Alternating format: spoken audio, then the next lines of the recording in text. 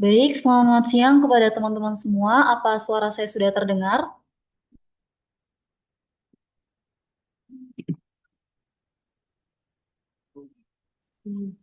Baik, sudah terdengar dengan jelas ya.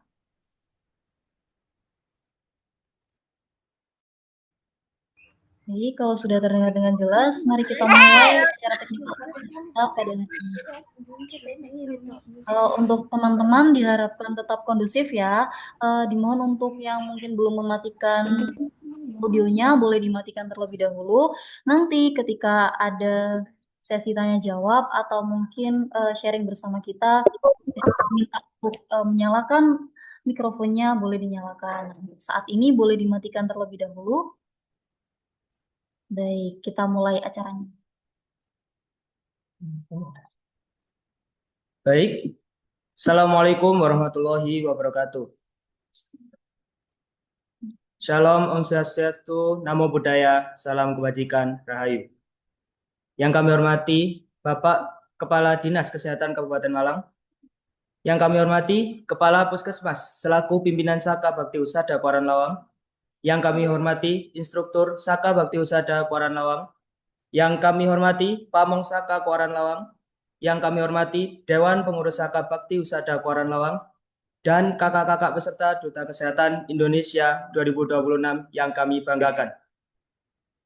Untuk selanjutnya, kegiatan ini akan kami singkat dari Duta Kesehatan Pramuka Indonesia 2026 menjadi DKP. Ada pepatah yang mengatakan, tak kenal maka tak sayang. Perkenalkan, saya Muhammad Faiz Fatahila. Dan saya Anissa Husnun Sabita yang akan memandu teman-teman dalam rangkaian acara technical meeting pada hari ini dari awal hingga akhir. Nah, baiknya sebelum memulai acara kita pada hari ini, marilah kita berdoa terlebih dahulu menurut kepercayaan dan keyakinan masing-masing. Berdoa dimulai.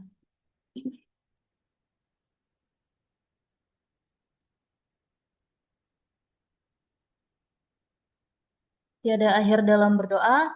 Baik, selanjutnya dimohon kepada teman-teman semua untuk berdiri dengan sikap sempurna untuk menyanyikan lagu Indonesia Raya bersama-sama.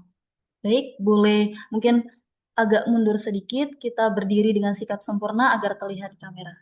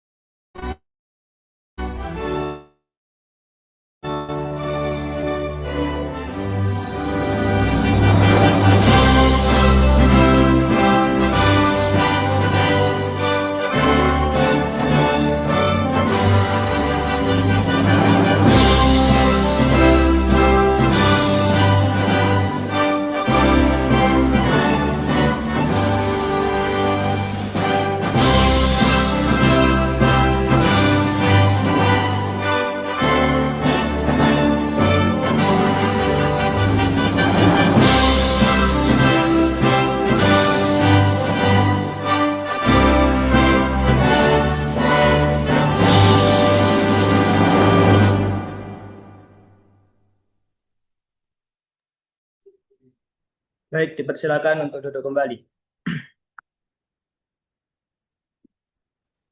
Selanjutnya, sambutan Kepala Puskesmas selaku pimpinan Saka Bakti Usada Kuaran Lawang, Kakak Dr. Kusumahati, Magister Manajemen Rumah Sakit. Untuk waktu dan tempat kami persilahkan.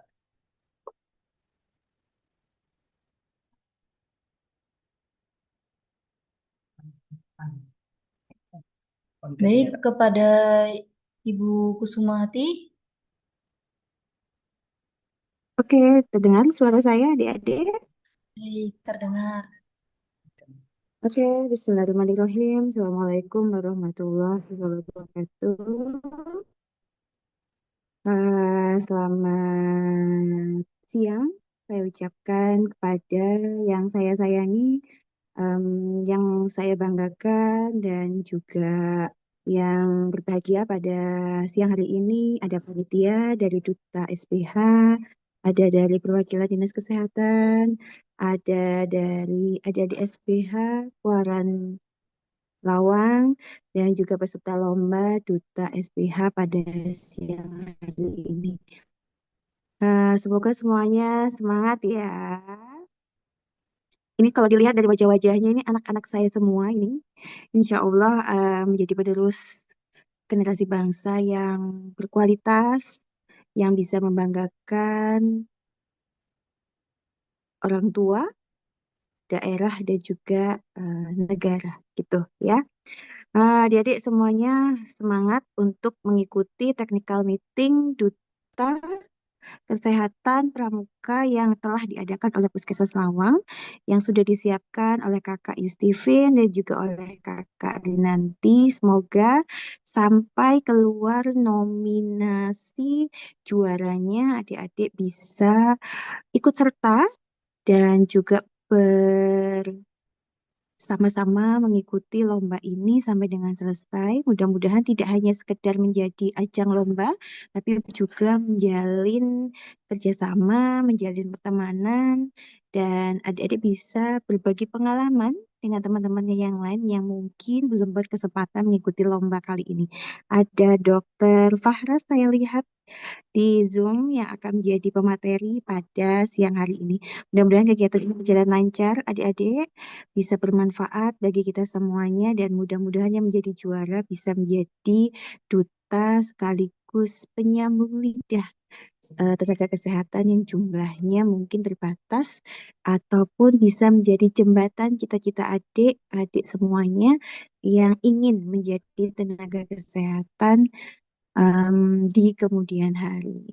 Saya ucapkan selamat, saya ucapkan selamat berjuang juga untuk adik-adik semuanya dari seluruh wilayah yang bisa menjangkaunya ya. Oke, sukses, semangat.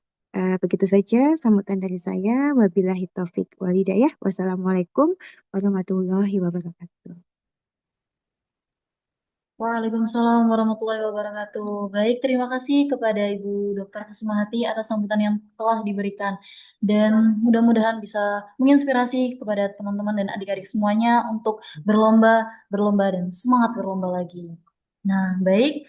Selanjutnya akan ada sesi utama kita, yakni pemaparan materi yang akan dibawakan oleh narasumber oleh Kakak Dokter Faras Widi Anggraini. Nah, buat teman-teman, boleh nih dipersiapkan dulu alat tulisnya. Mungkin ada yang mau ambil pulpen, mungkin ada yang mau ambil kertas atau buku, boleh dipersiapkan terlebih dahulu. Kemudian jangan lupa duduk yang anteng, lalu ikuti semua pemaparan materi dengan hikmat, dengan teratur. Baik.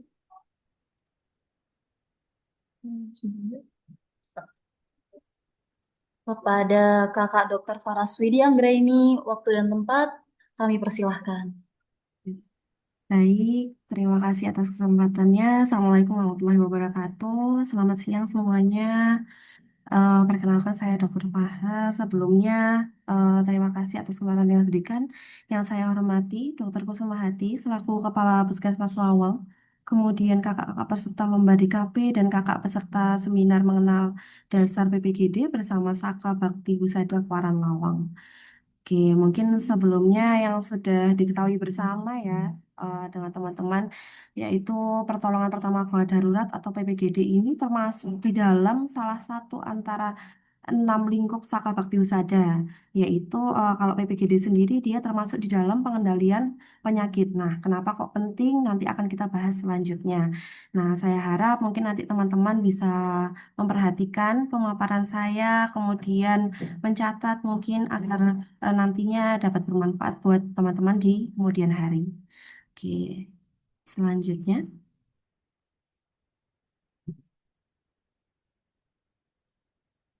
next.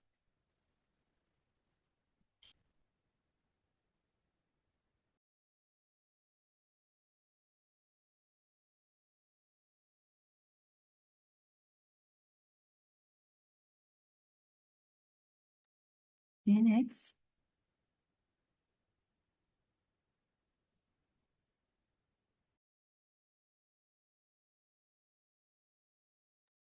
Oke, jadi untuk PPGD sendiri yaitu pertolongan pertama gawat darurat, di mana PPGD itu adalah tindakan awal yang dilakukan untuk menyelamatkan korban dari kondisi medis yang mengancam nyawa sebelum bantuan medis profesional tiba. Nah, di sini perannya teman-teman sekalian untuk bisa melakukan pertolongan pertama terhadap kondisi gawat darurat, semisal mungkin ada teman yang terkena luka atau ada yang menemukan korban tidak sadarkan diri, nanti mungkin teman-teman bisa membantu untuk melakukan pertolongan pertama gawat darurat. Oke, next.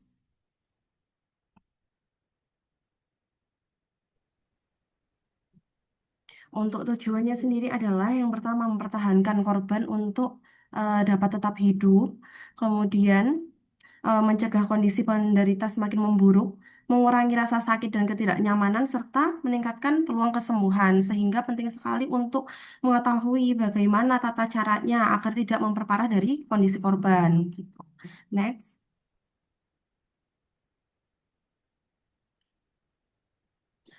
untuk prinsip umumnya, next, yaitu ada DRSCAB. Kita singkat biasanya seperti ini. Untuk D itu adalah danger, kemudian sebelumnya, slide sebelumnya, kemudian yang R adalah respon, S adalah shout atau memanggil bantuan. Kemudian kita baru mulai untuk CAB. C adalah circulation, A adalah airway, B adalah breathing gitu. Jadi yang pertama kali mengenal harus yang dikenal adalah danger atau keadaan bahayanya terlebih dahulu. Next.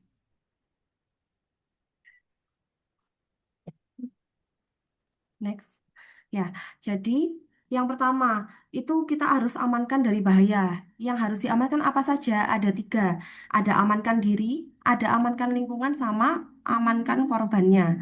Jadi ketika semisal teman-teman melihat ada orang yang tergeletak misalnya ya di pinggir jalan gitu. Yang pertama adalah amankan diri, siapkan dirinya teman-teman terlebih dahulu. Mungkin ketika misalnya ada membawa alat-alat perlindungan diri seperti handscoon, Google, sepatu boot boleh dipakai, tapi juga disesuaikan dengan keadaan dan keperluan yang dibutuhkan. Kemudian selanjutnya yang kedua adalah amankan lingkungan. Nah, untuk amankan lingkungan, yaitu harus memeriksa sekeliling dari pasien gitu. Jadi dipastikan dulu lingkungannya aman. Semisal nih ada ditemukan pasien di tengah jalan gitu. Nah, tidak mungkin teman-teman langsung melakukan pertolongan pertama di tengah jalan. Itu kan berbahaya. Yang pertama berbahaya untuk teman-teman, yang kedua berbahaya untuk pasiennya juga. Maka eh, harus dipinggirkan dulu ke tempat yang lebih aman. Oke, next.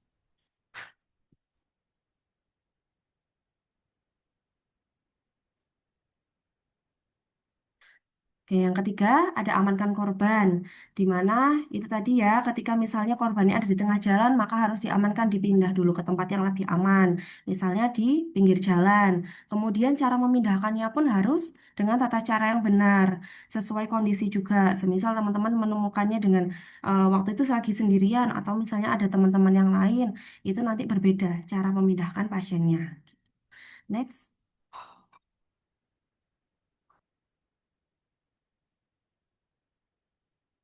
Ya, kemudian itu tadi yang saya sampaikan kenapa kok penting. Yang pertama itu tujuannya untuk mengamankan diri dan mengamankan pasien dari lingkungan yang berbahaya.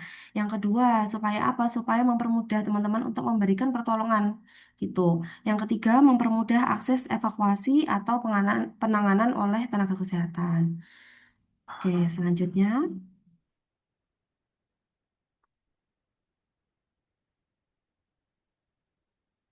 Nah, ini tadi yang saya sudah katakan sebelumnya ya, untuk pemindahan orang dengan luka itu tergantung juga dari teman-teman waktu itu kondisinya seperti apa.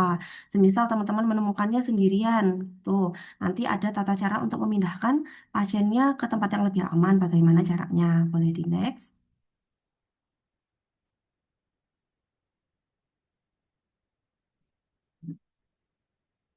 Ya, ini caranya.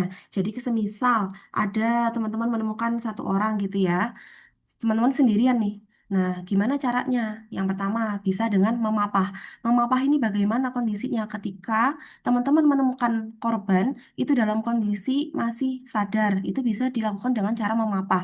Nah, kalau teman-teman lihat di sini caranya untuk tangan kanan atau tangan sebelahnya itu nanti disilangkan di lehernya.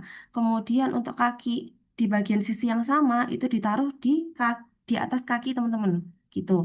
Nanti dibantu untuk berjalan sampai ke tempat yang lebih aman. Kemudian ada juga menggendong, membopong, dan menjulang. Menjulang ini seperti digendong di belakang gitu ya. Nah, ini bisa dilakukan ketika teman-teman menemukan pasien mungkin dalam keadaan lemas atau tidak bisa jalan, atau semisal pasiennya itu tidak sadar gitu. Oke, next.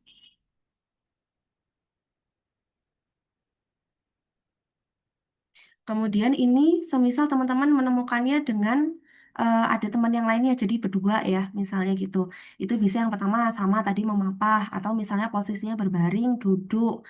Kemudian ini bisa digunakan untuk melewati lorong sempit. Jadi posisinya ada satu yang di depan, ada satu yang di belakang gitu. Jadi pasiennya yang di depan itu gendong kakinya, yang di belakang untuk memapah bagian badannya dan kepalanya. Next.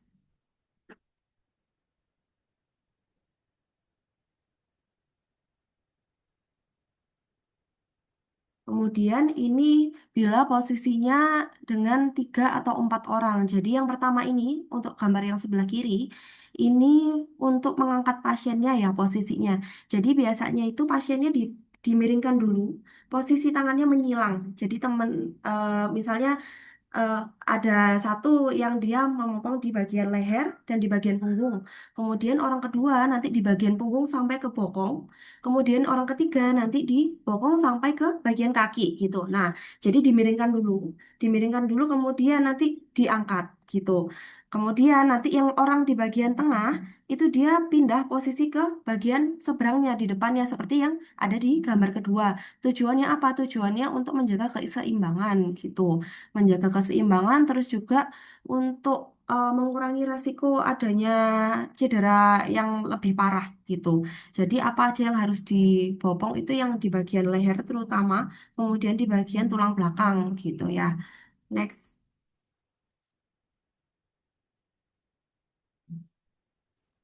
Ya, ini kalau misalnya sudah lebih lanjut mungkin dengan adanya alat bantu yaitu pandu gitu. Cara memindahkannya pun sama seperti yang pertama tadi. Jadi pasiennya dimiringkan dulu, kemudian nanti ada yang masukkan tandu lewat bawah pasiennya. Nah, ketika sudah pasiennya berada di atas tandu, harus dipastikan ya benar-benar tandunya itu sudah ke kunci gitu. Karena ada beberapa kejadian eh, tandunya lupa dikunci, jadinya pasiennya jatuh di tengah. Nah, itu malah bikin tambah bahaya ke pasiennya gitu. Jadi harus dipastikan dulu. Nah, ketika mau dari posisi duduk mau berdiri itu pun harus dikomando bareng-bareng gitu. Tujuannya apa? Tujuannya biar nggak jatuh, biar nggak oleng gitu ya. Next.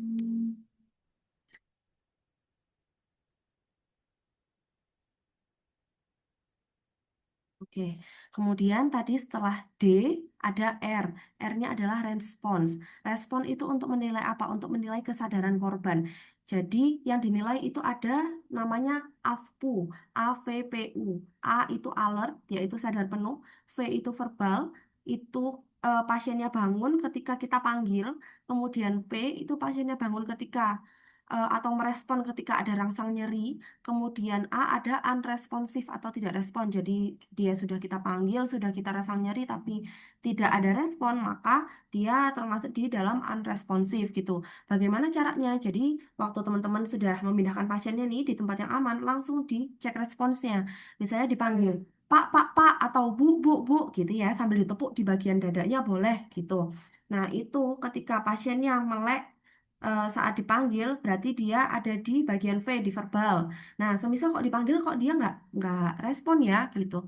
Itu boleh nanti di rangsang nyeri. Rangsang nyeri bisa biasanya paling umum ada di bagian tengah dada. Jadi nanti teman-teman kepakan tangannya, kemudian ditekan di bagian dadanya seperti ini untuk respon sambil dipanggil juga. Bu, Bu, gitu. Atau semisal di ujung ibu jari. Nah, ini ada namanya nail bed. Di bagian ujungnya sini bisa ditekan. Nah, itu nanti salah satu untuk cara rangsang nyeri. Nah, kalau misalnya tidak respon, berarti pasiennya tidak sadar. Kemudian yang selanjutnya dilakukan adalah shout. Shout atau memanggil bantuan gitu. Jadi, memanggil bantuan itu caranya yang pertama bisa langsung teman-teman telepon 119 untuk panggil ambulan ya. Itu tujuannya untuk agar segera teman-teman ini bisa dapat bantuan lebih lanjut dari tenaga medis gitu. Kemudian setelah sudah panggil bantuan, maka selanjutnya adalah C. Kita periksa dari circulation-nya. Circulation itu adalah untuk menilai sistem sirkulasi dari korban. Untuk yang pertama kali dicek adalah ada atau tidaknya denyut nadi. Nah, ini gimana ceknya? Biasanya kita cek paling mudah adalah di arteri karotis ya. Arteri karotis itu adalah di sekitaran leher gitu ya, teman-teman. Bisa juga sebenarnya ada di sekitar pergelangan tangan di sini ya. Boleh di next slide-nya.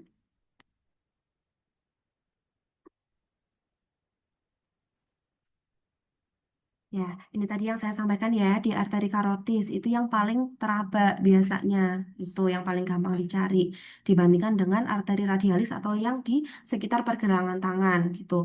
Jadi langsung dicek arteri karotisnya ada atau tidak denyut nadinya gitu ya. Semisal tidak ada, berarti kita bisa langsung lakukan bantuan hidup dasar gitu. Kalau misalnya ada, berarti nanti kita lanjut cek untuk dari airway dan breathing-nya gitu. Boleh di next.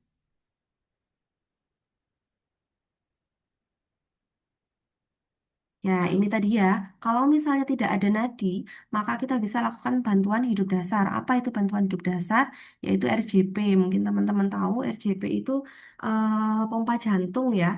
Jadi pompa jantung itu dilakukan dengan cara yang pertama, eh, teman-teman lakukan yang tangan kiri ini dikepalkan, kemudian digenggam sama tangan kanan, kemudian dilakukan di tengah-tengah dada, di tengah-tengah pertengahan dada. Itu kemudian kita pompa jantungnya 30:2. Jadi dihitungnya 1, 2, 3, 4, 5, 6, 7, 8, 9, 10. 1, 2, 3, 4, 5, 6, 7, 8, 9, 20. 1, 2, 3, 4, 5, 6, 7, 8, 9, 30. Kemudian bantuan nafas 2 kali, 1.000, 2.000, 3.000, 4.000, 5.000 tiup. Kemudian 1.000, 2.000, 3.000, 4.000, 5.000 tiup. Itu kemudian diulangi lagi yang tadi pompa jantungnya sampai 5 siklus. Nah, ketika sudah 5 siklus, maka yang kita lakukan adalah cek kembali. Cek kembali itu adalah langsung ya simultan. Jadi langsung sirkulasi, airway sama breathingnya dicek bebarengan. Eh, yang pertama tadi kita cek nadinya menggunakan tangan di bagian arteri karotisnya. Kemudian kepalanya teman-teman dimiringkan melihat ke bagian dada. Itu untuk apa? Untuk lihat dari airway dan breathingnya. Boleh di next slide-nya.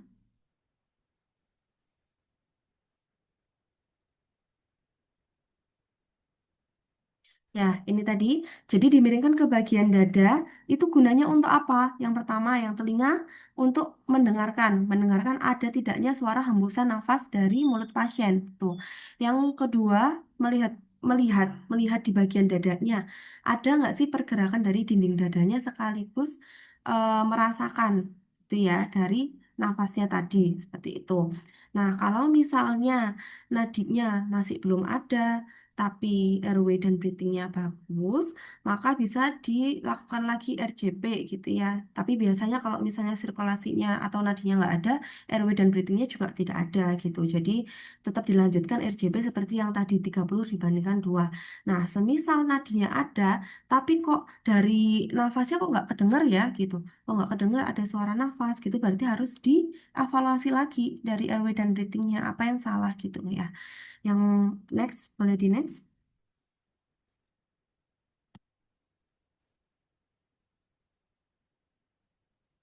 Nah, ini tadi harus dilihat. Yang pertama, ada sumbatan apa di daerah saluran nafasnya. Sumbatan itu bisa dua, bisa benda padat, bisa cairan. Nah, kalau benda padat, misalnya dia sudah terlihat benda padatnya, bisa kita ambil. Cara ambilnya gimana? Paling gampang biasanya pakai jari kelingking teman-teman. Jadi jari kelingking teman-teman ditelusuri dari dalam, kemudian dikeluarkan. Dikeluarkan ke lewat samping gitu. Nah, semisal sudah ada, maka kita evaluasi lagi RW-nya sudah dengar apa belum gitu. Nah, kalau misalnya yang menyumbat adalah cairan, maka posisikan kepala itu miring ke kiri, biasanya miring ke kiri dan bawah. Tujuannya untuk apa? Tujuannya agar cairannya tadi itu tidak masuk ke paru-paru. Kalau cairan masuk sudah ke paru-paru, itu malah akan membahayakan pasiennya juga gitu. Next.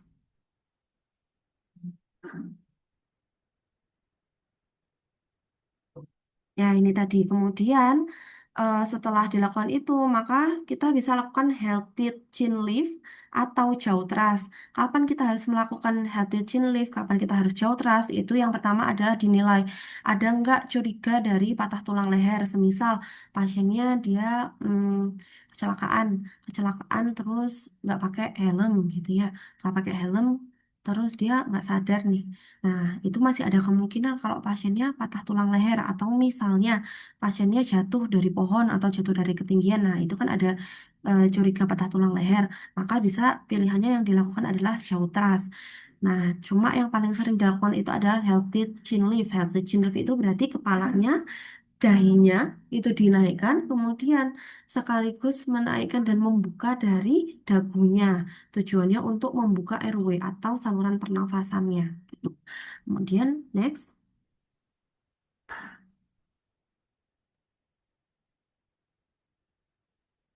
Nah, ini tadi ya yang gambarannya healthy chin lift. Jadi yang kepala, yang tangan sebelah kiri itu nanti memegang kepalanya ditarik ke belakang sampai lehernya ini ekstensi atau apa ya?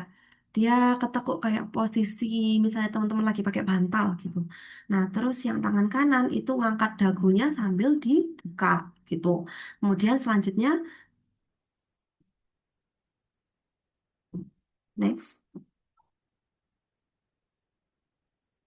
Ini yang gambaran dari jauh teras. Jadi jauh teras ini dia memegang dari rahangnya. Rahangnya dibuka dari atas gini. Jadi posisinya di kita di atas pasien, kemudian rahangnya itu dorong ke bagian depan ke atas. Gitu. Next.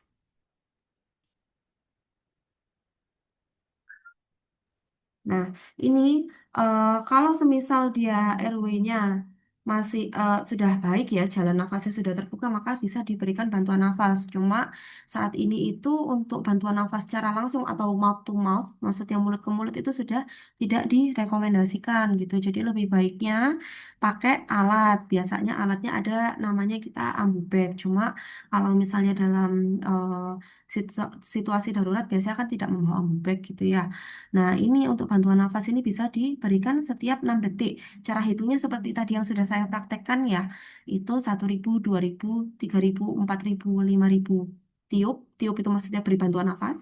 Kemudian lagi 1.000, 2.000, 3.000, 4.000, 5.000, 6.000. Itu langsung ditiup lagi. Seperti itu.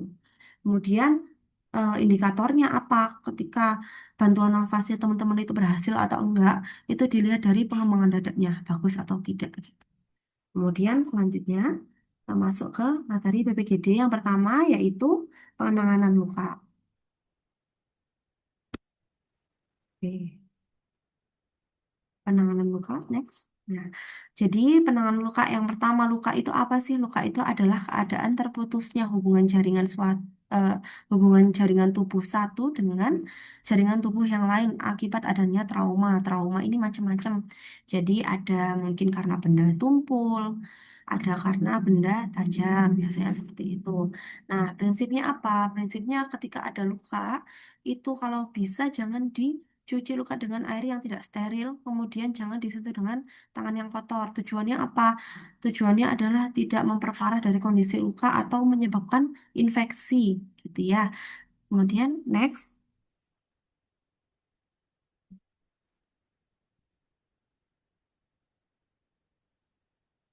Ya, yang pertama ini jenis lukanya ya.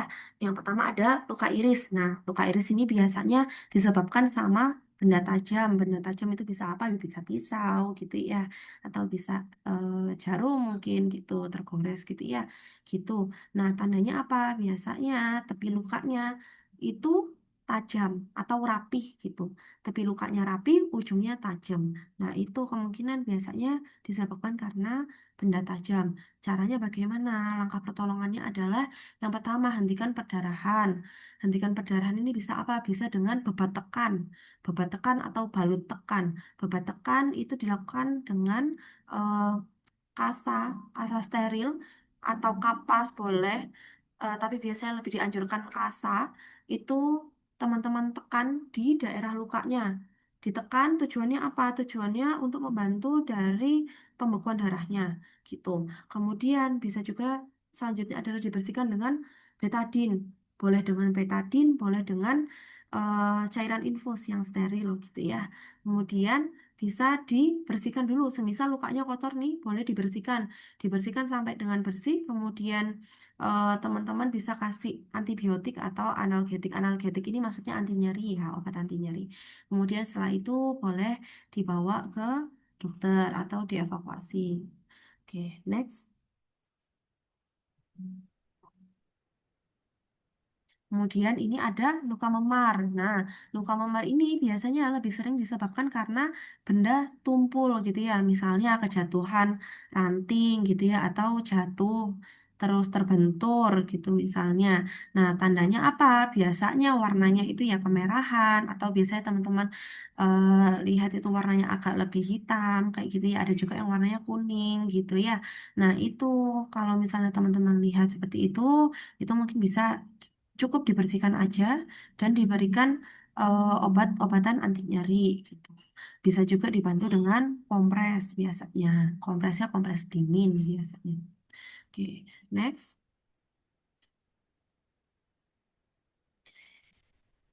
Selanjutnya itu ada luka tusuk.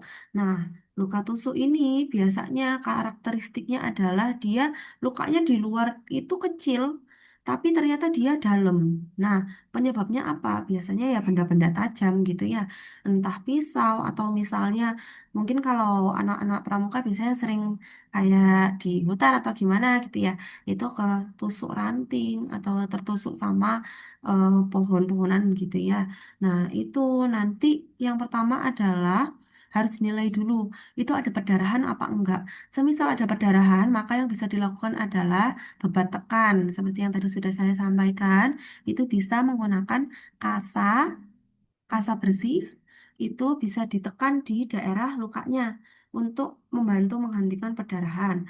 Nah, yang paling penting itu kalau semisal luka tusuk dan bendanya masih tertancap, itu, itu tidak boleh untuk dicabut. Kenapa kok nggak boleh dicabut? Karena ketika teman-teman nyabut bendanya ini, maka yang pertama itu akan menyebabkan perlukaan baru, maksudnya menyebabkan luka baru, karena kan ada gesekan ketika teman-teman nyabut bendanya. Yang kedua, bisa memperparah dari perdarahannya gitu. Jadi tidak perlu dicabut, cukup teman-teman balut tekan atau balut bebat, kemudian langsung dievakuasi gitu. Next. Selanjutnya ada luka bakar. Ya, luka bakar ini biasanya disebabkan karena api atau cairan panas, misal air panas gitu ya, atau bahan-bahan kimia, atau misalnya dari sinar matahari atau listrik itu juga bisa. Nah, di sini ada derajat-derajatnya. Mungkin yang teman-teman lihat yang di gambar paling atas itu ada derajat satu.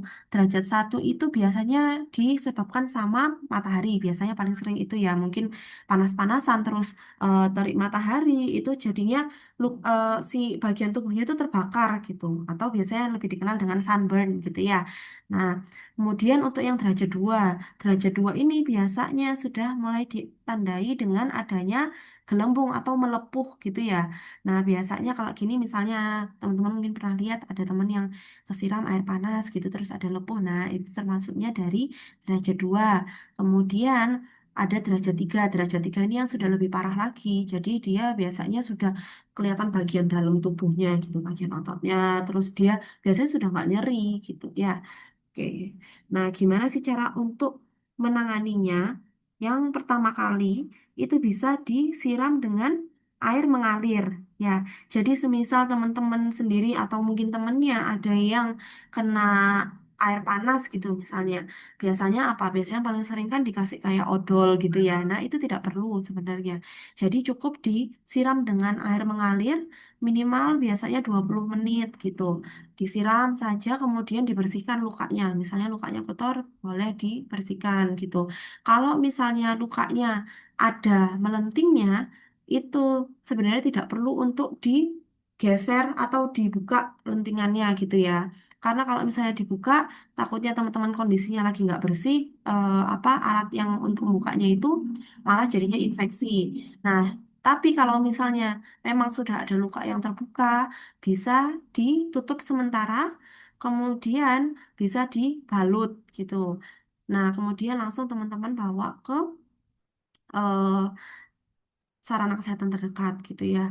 Apalagi misal dia luka bakarnya ada di derajat 2 dan di derajat 3. Yang tidak perlu dilakukan tadi ya, yang pertama ngasih odol itu tidak perlu, terus ngasih minyak atau misalnya ngasih bobok-bobokan tuh kayak misalnya dikasih apa daun-daunan kayak gitu ya, misalnya itu tidak perlu gitu ya. Oke, next. Selanjutnya ada luka gigitan. Ya, luka gigitan ini biasanya disebabkan sama hewan-hewan yang berbisa. Bisa, misalnya ada ular kobra, ular belang, ada ular gadung, terus bisa juga dari serangga, ada kalajengking, lebah, atau lipan biasanya ya. Next. Ini ada gambar mungkin nanti teman-teman bisa untuk membedakan mana ular yang berbisa, mana yang nggak berbisa gitu. Karena nantinya penanganannya memang berbeda gitu. Jadi kalau misalnya ular yang berbisa itu biasanya ujung kepalanya itu cenderung lebih lonjong, kemudian dia tidak ada taringnya dan biasanya warnanya itu lebih mencolok gitu. Nah, untuk bekas gigitan, biasanya itu bekas gigitannya mungkin ada beberapa titik gitu ya, ada beberapa titik. Karena dia tadi nggak punya taring.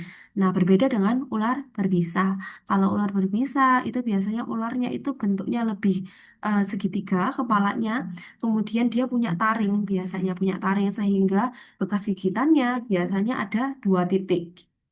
Oke, next. Nah, ini tadi macam luka-luka yang disebabkan sama gigitan ular. Ya, biasanya yang pertama seperti ini, yang sebelah kiri atas itu masih biru. Nah, kemudian kalau misalnya bisanya menyebar, nanti bisa jadi sampai ke kerusakan jaringan yang lebih parah gitu. Next. Nah, pertolongannya gimana? Yang pertama, tetap seperti yang tadi ya, bersihkan luka dengan air mengalir. Kemudian, posisikan lukanya itu lebih rendah daripada jantung. Semisal lukanya ada di tangan yang ujung tadi, berarti dia ada di bawah gitu ya posisinya. Terus, kemudian tidak perlu untuk dibebat tekan atau di balut-balut gitu biasanya kalau kena gigitan ular. Nah, itu tidak perlu. Yang perlu dilakukan adalah membatasi gerakannya. Gimana caranya? Dipasang bidai gitu. Nah, bidai itu pemasangannya nanti tergantung dengan lokasi digigitnya. Prinsip dari pemasangan bidai sendiri itu dia melewati dari 2 sendi gitu ya. Karena tujuannya untuk mengurangi gerakan. Jadi kalau misalnya dia tidak tidak dipasang melewati dari 2 sendi itu tidak efektif bedanya gitu. Kemudian bisa juga dikompres dingin di bagian luka. Nah, semisal mungkin teman-teman sudah menemukan gigitan ular berbisa, tapi dia sudah lebih lanjut, misalnya jadi kayak pasiennya itu jadi kayak bingung gitu, atau misalnya luka-lukanya kok kayak melepuh-melepuh kayak gitu, itu boleh langsung dibawa ke fasilitas kesehatan terdekat gitu ya. Next.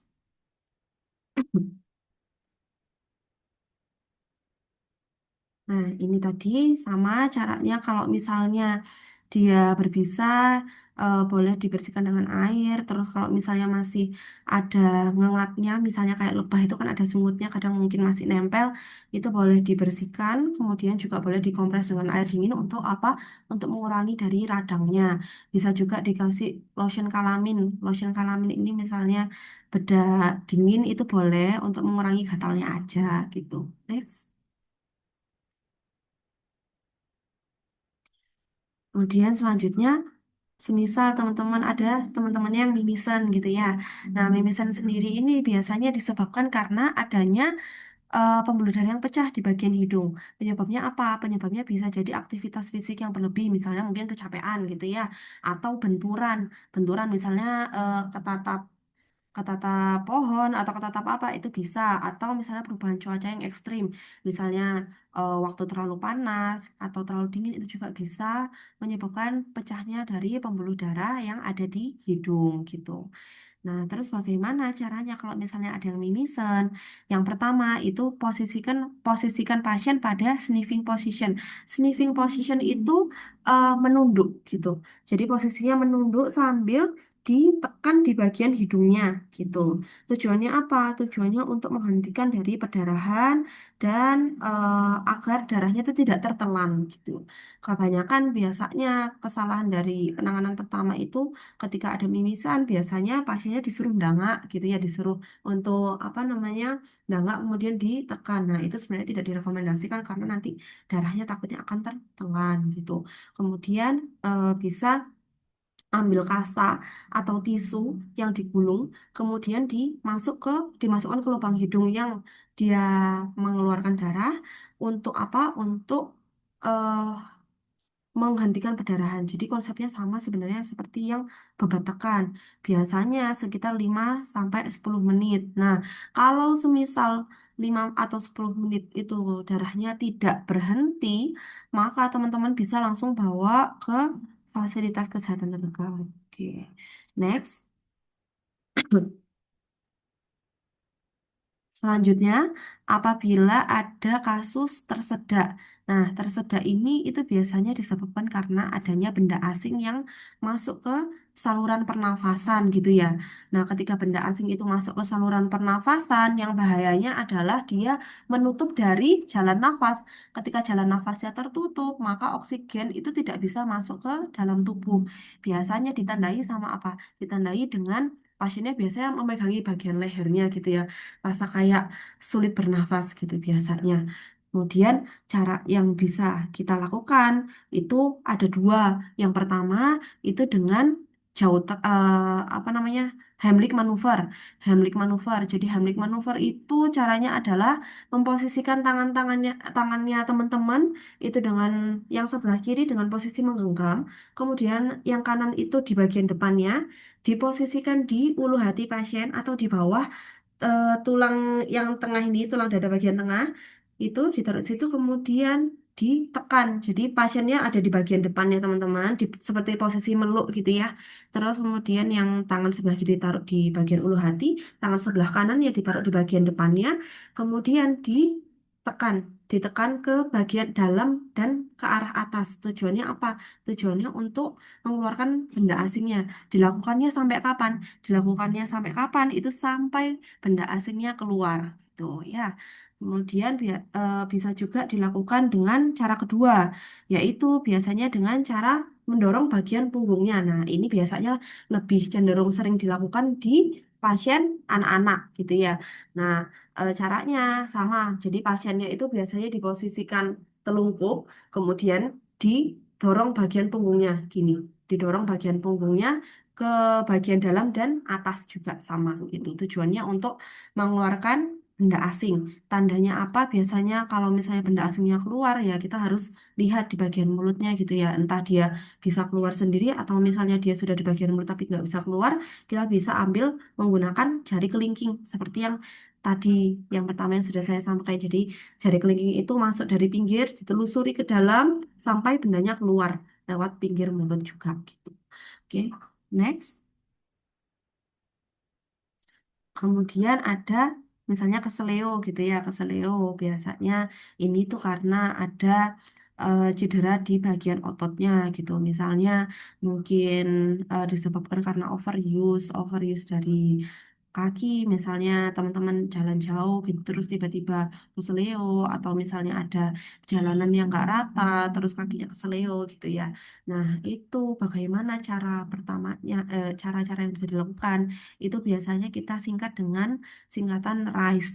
RISE, R-nya adalah rest, diistirahatkan. Jadi kaki yang terselewat tadi itu kalau bisa dikurangi aktivitasnya. Kemudian ICE itu bisa dikompres dengan S. Dikompresnya itu bisa sesering mungkin eh, dengan waktunya biasanya 10 sampai 15 menit. Jadi misalnya dikompres nih, kompres dengan air dingin 10 sampai 15 menit, kemudian sejam lagi dikompres lagi itu boleh gitu. Kemudian yang ketiga ada kompres. Kompres ini maksudnya adalah bebat dengan balut. Nah, bebat dengan balut ini mungkin bisa yang paling baik adalah dengan tensokrep. Kalau mungkin teman-teman tahu ada yang warnanya coklat itu ya elastic bandage itu bisa digunakan. Caranya gimana ya? Caranya ya melewati sendi-sendinya itu tadi. Tujuannya apa? Tujuannya untuk kompres. Selain dari kompresi juga untuk mengistirahatkan dari kakinya gitu. Yang terakhir adalah elevation atau meninggikan posisinya. Jadi biasanya kan kalau misalnya keseleo gitu jadinya bengkak gitu ya. Nah, bengkaknya itu bisa dikurangi dengan cara meninggikan posisi kaki. Jadi semisal teman-teman mungkin lagi baring gitu, kakinya bisa dikasih alas bantal yang lebih tinggi. Jadi dia posisinya lebih tinggi daripada jantung. Tujuannya apa? Tujuannya untuk mengurangi dari bengkaknya itu tadi. Oke, next. Nah, ini semisal tadi menelan benda asing gitu ya. Menelan benda asing ini biasanya bisa ada benda yang beracun dan tidak beracun. Kalau misalnya tidak beracun itu ya tidak perlu khawatir nanti bendanya mungkin akan dihancurkan oleh asam lambung sendiri. Biasanya keluar dari feses atau dari pupnya gitu ya. Nah, yang perlu khawatir adalah ketika yang ditelan adalah benda-benda yang beracun. Nah, benda beracun itu dibagi menjadi dua. Ada yang dia merusak jaringan, ada yang dia tidak merusak jaringan. Nah, ketika menelan benda yang merusak jaringan ini misalnya kayak eh, apa cairan pel gitu ya atau misalnya cairan bahan-bahan kimia lain gitu atau pemutih pakaian itu kan bahaya untuk lambung. Nah, itu yang bisa dilakukan adalah yang pertama minum banyak susu. Jadi diminumkan susu atau bisa diminumkan sama obat-obatan karbon aktif gitu. Nah, setelah itu bisa langsung dibawa ke fasilitas kesehatan terdekat karena misalnya eh, terminum ber- apa cairan beracun itu nanti biasanya perlu ada tindakan lanjut, perlu dibersihkan bagian lambungnya gitu. Oke, next. Ya ini yang tadi ya yang sudah saya sampaikan. Menjadi next. Ya, ini ketika mungkin teman-teman menemukan pasien yang dia tenggelam gitu ya. Jadi tenggelam itu biasanya disebabkan karena pasiennya dia jatuh di kondisi air yang dalam gitu ya, mungkin lebih tinggi daripada tinggi badannya. Kemudian kondisi pasiennya nggak bisa berenang, kemudian pasiennya panik gitu ya. Jadinya dia apa ya namanya jadinya dia nggak bisa menguasai keadaan gitu ya jadinya dia tenggelam gitu. Nah, ketika menemukan pasien tenggelam maka yang bisa dilakukan adalah yang pertama melempar tali atau ulurkan kayu. Nah, ini tujuannya apa? Tujuannya untuk menarik pasien ke bagian permukaan gitu. Kemudian jangan mencoba menolong ketika si penolongnya atau teman-teman juga dalam kondisi panik gitu ya. Oke, next. Nah, jika misalnya korbannya kok tidak muncul di permukaan, berarti sudah benar-benar tenggelam gitu, itu teman-teman mungkin bisa menolong dengan cara masuk ke dalam air, kemudian menggenggam erat di bagian leher bajunya, sembari teman-teman berenang ke permukaan untuk dapat memindahkan korban ke bagian permukaan sehingga diposisikan di tempat yang lebih aman. Kemudian melaksanakan pertolongan selanjutnya. Nah, pertolongan selanjutnya ya yaitu yang pertama adalah membersihkan dari jalan nafasnya itu. Boleh di next. Nah, membersihkan jalan nafas. Nah, kemudian mengeluarkan air dari paru-paru. Ketika misalnya penolongnya cuma satu orang, maka bisa dilakukan dengan menelungkupkan korban dan menekan bagian punggung. Ini bisa dilakukan seperti yang tadi, yang apa namanya, memukul bagian punggungnya itu ya, ketika mengeluarkan benda asing. Itu sama posisinya. Yang kedua, misalnya penolongnya ada dua orang atau lebih, itu juga bisa ditelungkupkan korbannya, kemudian penolong berdiri dengan korban di antara kaki dan diangkat pinggang korban sehingga kepalanya itu posisinya ada di bawah, terus ditepuk-tepuk punggungnya. Itu juga bisa. Atau juga bisa dilakukan dengan kompresi dada. Itu juga bisa untuk mengeluarkan cairan yang ada di paru-parunya. Oke, next. Kemudian dievaluasi jangan lupa. Dievaluasi tadi ya, CAB, circulation, kemudian airway dan breathing. Ketika pasiennya tidak ada nadi, maka yang dilakukan adalah langsung kompresi dada. Kompresi dada itu dengan cara eh, tangannya tadi, tangan yang sebelah kiri, kemudian ditumbuk dengan sebelah kanan, kemudian ditekan di bagian tengah dada itu ya, dengan perbandingan 30:2 selama 5 siklus. Sampai kapan bantuan ini diberikan? Itu yang pertama, sampai pasiennya sadar kembali. Yang kedua, sampai bantuan medis datang. Yang ketiga, apabila yang menolong sudah sangat kelelahan gitu. Oke, selanjutnya mungkin kalau misalnya dia ada nadi tapi tidak ada nafas, maka bisa diberikan bantuan nafas gitu. Mungkin sekian materi yang bisa saya sampaikan. Mungkin ada pertanyaan dari teman-teman sebelumnya.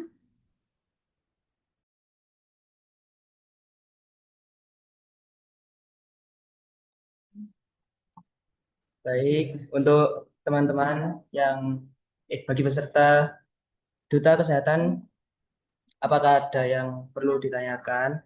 Kami akan membuka dua sesi tanya jawab untuk tiga penanya yang berbeda. Baik, silakan yang ingin bertanya untuk mengangkat tangan dan sebutkan namanya serta on cam dan on mic juga.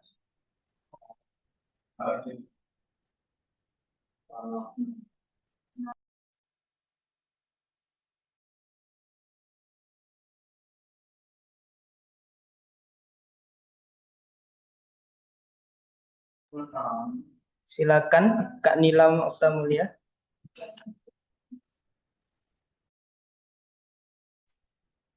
Assalamualaikum warahmatullahi wabarakatuh. Waalaikumsalam warahmatullahi wabarakatuh. Shalom, salam sejahtera. Saya mau bertanya, untuk bobot luka yang ditekan tadi, kekuatan tekanannya itu seberapa? Apakah harus harus pelan atau keras atau bagaimana? Saya langsung jawab ya untuk Kak Nilam ya. Jadi untuk yang beban tekannya itu tadi sebenarnya tidak perlu yang terlalu kencang karena dia tujuannya hanya untuk menghentikan perdarahan. Jadi cukup di bagian lukanya itu tapi ya nggak terlalu lemah juga ya kan tujuannya untuk menghentikan perdarahan. Jadi ya secukupnya sampai perdarahannya berhenti gitu. Jadi ketika perdarahannya sudah berhenti berarti sudah cukup bisa langsung dibawa ke fasilitas kesehatan. Nah, itu juga dilihat, misalnya lukanya dalam nih, berarti kan nanti butuh tindak lanjut gitu ya. Nah, itu bisa langsung dibawa ke fasilitas kesehatan. Tapi misalnya lukanya cuma kayak luka babras gitu. Luka babras ya berarti cukup cuma dibersihkan aja, dibersihkan kemudian langsung dikasih salep antibiotik sama obat-obatan anti nyeri gitu. Itu sudah cukup biasanya. Tuh.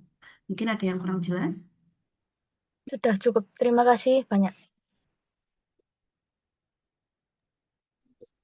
Baik, untuk pertanyaan selanjutnya, mungkin dari teman-teman ada yang ingin bertanya lagi, boleh mengangkat tangannya, sebutkan nama dan juga asalnya dari mana.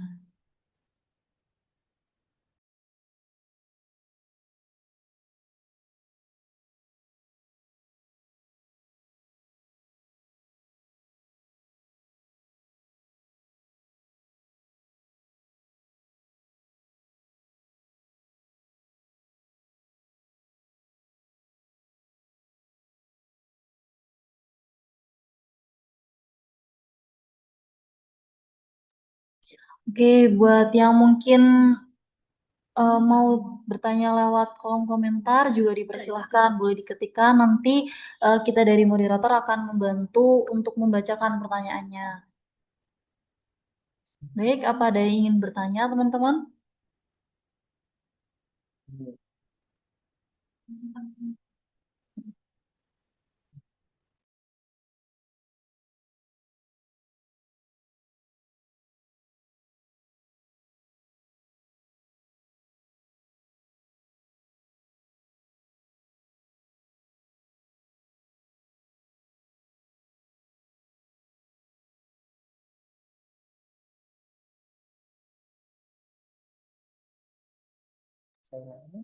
Baik, tidak ada lagi yang ingin bertanya.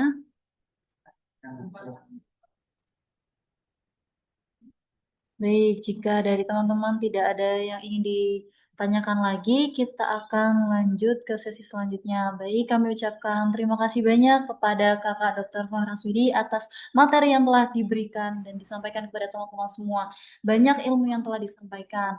Semoga ilmu yang tadi disampaikan oleh Kakak Dr. Fahras ini bisa berguna buat adik-adik mungkin di kehidupan sekolah maupun nanti di jenjang lanjutan.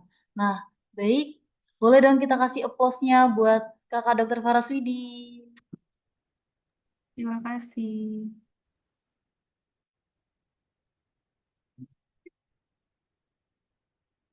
Baik, untuk sesi selanjutnya yaitu Technical Meeting Duta Kesehatan Pramuka Indonesia 2026 yang akan disampaikan oleh Kakak Sania selaku Ketua Pelaksana.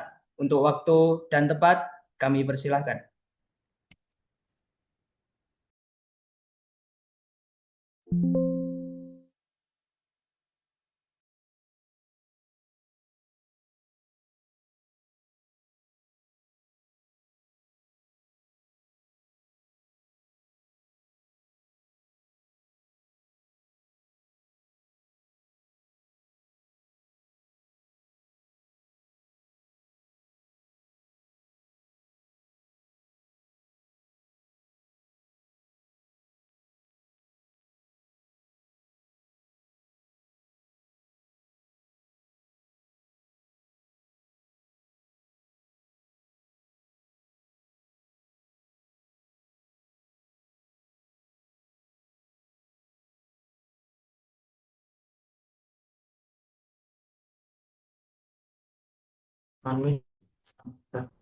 Silakan kamu dong.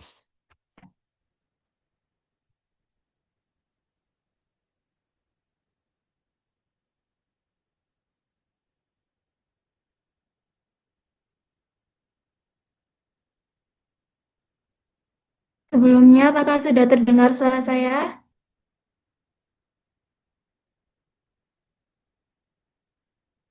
Baik, sudah Oke, terdengar. sebelum masuk ke technical meeting, sebelumnya izinkan saya untuk menjelaskan profil SBH Kuaran Lawang. Next. Oke, sejarahnya yaitu Saka Bakti Husada Kuaran Lawang ini diresmikan pada tanggal 27 September tahun 1987. Pangkalan pertama kali Saka Bakti Husada Kuaran Lawang ini bertempat di Puskesmas Lawang yang sekarang menjadi RSUD Lawang. Di tahun 2028, Pangkalan Saka Bakti Husada berpindah tempat di Sanggar Pramuka yang beralamat di Jalan Sumber Waras nomor 1 di Lawang. Lalu pada tahun 2012 hingga sekarang, Pangkalan Saka Bakti Husada bertempat di UPT Puskesmas Kuaran Lawang.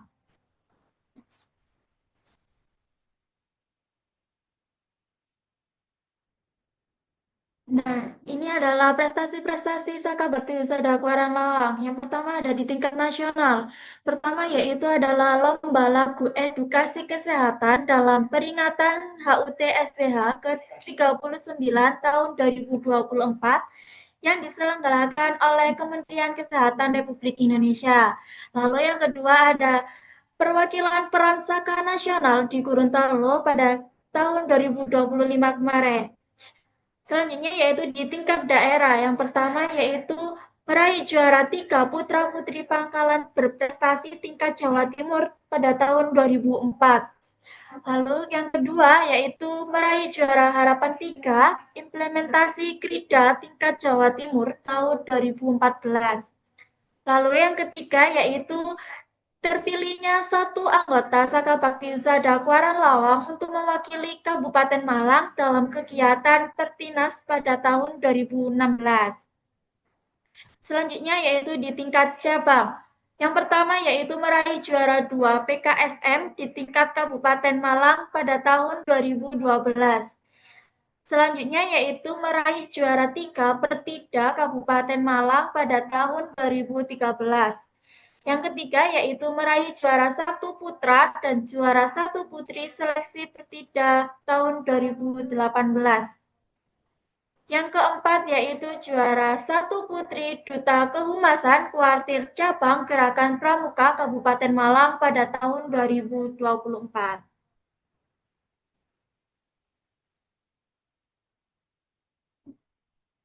Nah, di dalam Saka Bakti Husada Kuaran Lawang ini terdapat keanggotaan aktif yang berisikan instruktur Saka sejumlah 2 orang, Pamong Saka sejumlah 3 orang, dan anggota Pendega 3 orang, dan anggota Penegak 20 orang. Nah, di sini saatnya technical meeting Lomba DKP 2026. Selanjutnya yaitu timeline kegiatan.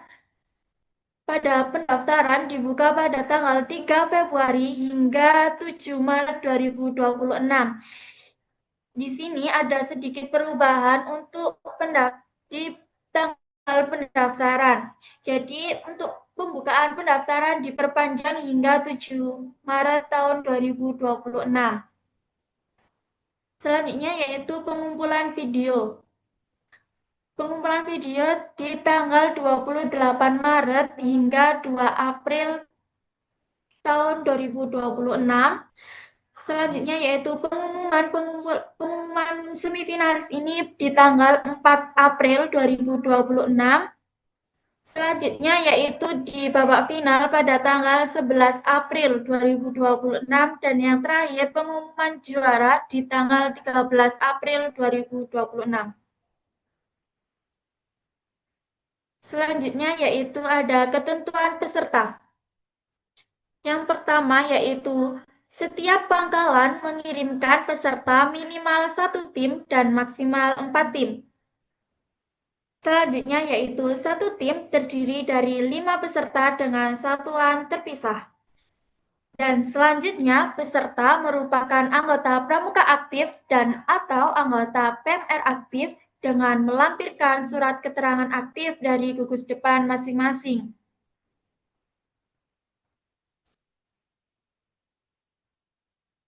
Selanjutnya yaitu peserta SD atau MI sederajat merupakan golongan penggalang ramu. Dan selanjutnya peserta SMP atau MTS sederajat merupakan golongan penggalang rakit atau terap. Dan yang terakhir yaitu peserta SMA, MA, SMK sederajat merupakan golongan penegak bantara atau laksana. Ketentuan selanjutnya yaitu peserta diwajibkan telah men-follow akun Instagramnya SPH Lawang, Puskesmas Lawang, dan akun TikToknya SPH Kuaran Lawang, serta subscribe YouTube-nya Saka Bakti Husada Lawang. Selanjutnya yaitu bukti follow ditangkap layar atau di screenshot dan diupload bersamaan dengan upload video pada link yang akan kami sediakan sesuai timeline di Linktree SPH Kuaran Lawang yang sudah dikirim di grup peserta. Selanjutnya yaitu ketentuan video. Yang pertama yaitu 4 penolong memakai seragam pramuka lengkap.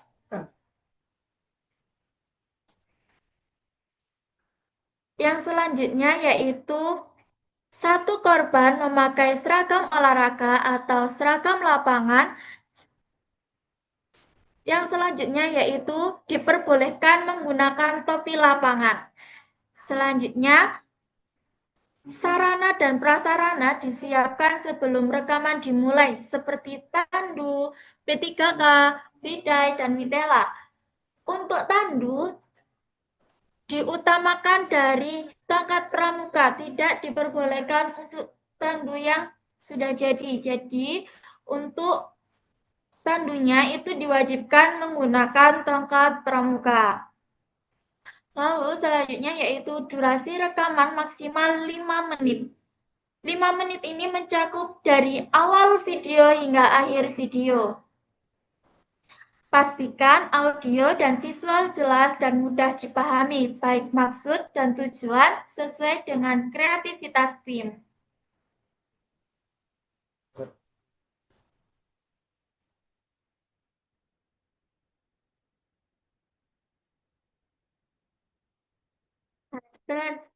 Selanjutnya yaitu video dalam bentuk MP4. Yang kedua yaitu kamera hanya satu saja yang menghadap ke korban, boleh moving atau bergerak mengikuti subjek. Posisi kamera yaitu landscape. Yang keempat yaitu video boleh di-cut per scene atau adegan sesuai dengan kreativitas tim. Yang selanjutnya yaitu diperkenankan menggunakan sinopsis atau cerita. Jika menggunakan sinopsis atau cerita akan mendapatkan nilai tambah. Dan di akhir video peserta wajib mengucapkan slogan yaitu SBH Kuaran Lawang semakin melesat bersama Puskesmas Lawang. Selanjutnya yaitu ukuran file video maksimal 100 MB.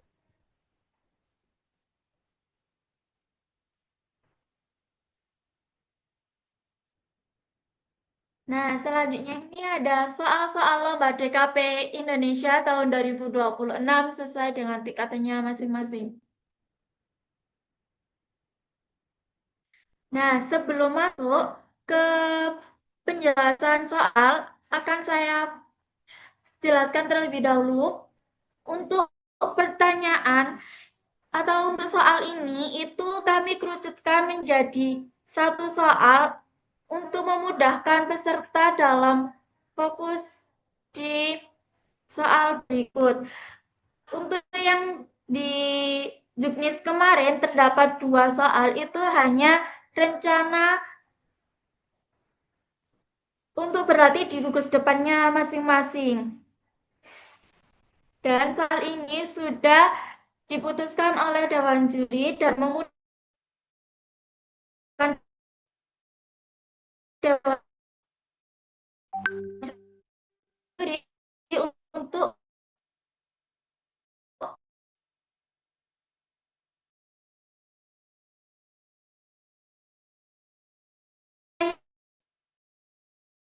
lebih efektif dan lebih objektif.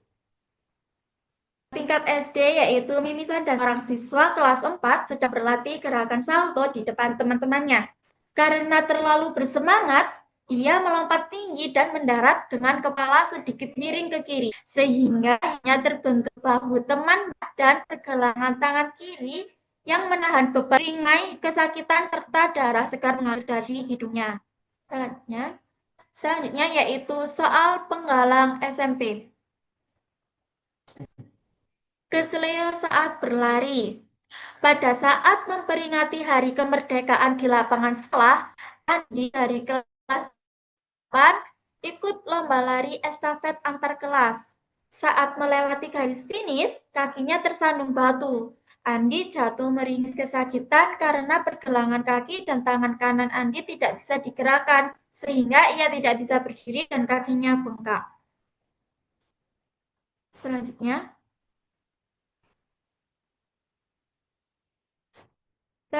yaitu soal penegak, deathstroke dan dislokasi.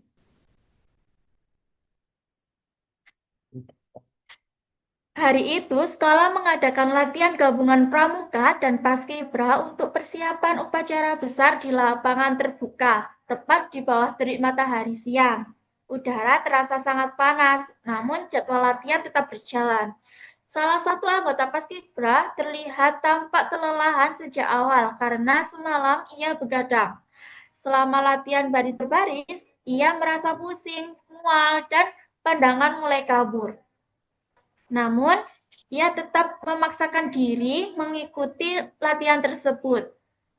Keringatnya mengalir deras, wajahnya memerah. Saat komandan memberi aba-aba diam di tempat dengan durasi yang cukup lama, tubuhnya tak lagi kuat. Ia tiba-tiba goyah, jatuh tersungkur, dan tangannya menahan beban tubuhnya sehingga ia berteriak hebat sejenak. Denyut nadinya cepat namun lemah, dan ia tidak merespon saat dipanggil namanya. Selanjutnya yaitu di sistem penilaian. Yang pertama yaitu kreativitas. Untuk kreativitas, bobot nilainya sejumlah 25%, ketepatan konten sebesar 25%, penyampaian sebesar 25%, nilai edukasi dan 25%, serta penambahan skor administrasi peserta sesuai urutan pendaftar. Yang dimaksud di sini yaitu ketika tim yang menjuarai ini terdapat nilai atau jumlah skor yang sama, maka akan ditambahkan dengan skor administrasi peserta sesuai urutan mendaftar. Yang mendaftar terlebih dahulu itu akan mendapatkan skor lebih banyak daripada yang mendaftar di akhir. Selanjutnya yaitu pelanggaran peserta.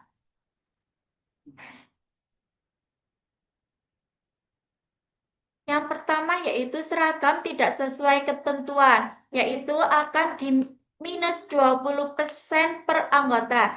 Jika di satu tim yang tidak sesuai dengan seragamnya tidak sesuai dengan ketentuan sejumlah 2 orang, maka akan di minus 40% di tim itu ya. Selanjutnya yaitu durasi lebih dari 5 menit.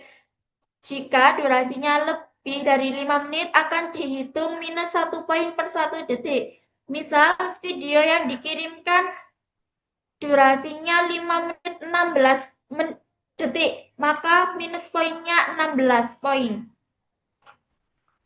Selanjutnya yaitu jumlah peserta dalam tim kurang dari atau lebih dari 5 peserta itu akan langsung diskualifikasi. Yang selanjutnya yaitu ditemukan peserta dalam tim tidak satuan terpisah, itu juga termasuk langsung diskualifikasi. Misalnya di satu tim ada campur putra dan putri, itu dalam satu tim itu tidak diperkenankan. Selanjutnya yaitu ketentuan seragam pramukanya. Yang pertama harus sesuai dengan Jukran Petunjuk Penyelenggaraan nomor 174 tahun 2012. Untuk yang belum tahu tentang Jukran, nanti akan di-share file Jukrannya di grup peserta. Lalu yang kedua, diperbolehkan menggunakan topi lapangan. Yang ketiga yaitu diperbolehkan memakai tali kur khusus pinru atau pinsa. Yang keempat, diperbolehkan memakai selempang atau tetapan TKK. Dan yang terakhir, dilarang menggunakan scarf atau sejenisnya. Selanjutnya yaitu benefit peserta. Yang pertama, peserta akan mendapatkan TKK P3K utama. Yang kedua yaitu mendapatkan e-sertifikat hak pakai TKK P3K tingkat utama. Dan yang ketiga, mendapatkan e-sertifikat peserta Lomba DKP Indonesia tahun 2026. Yang keempat, sertifikat kejuaraan Lomba DKP Indonesia tahun 2026.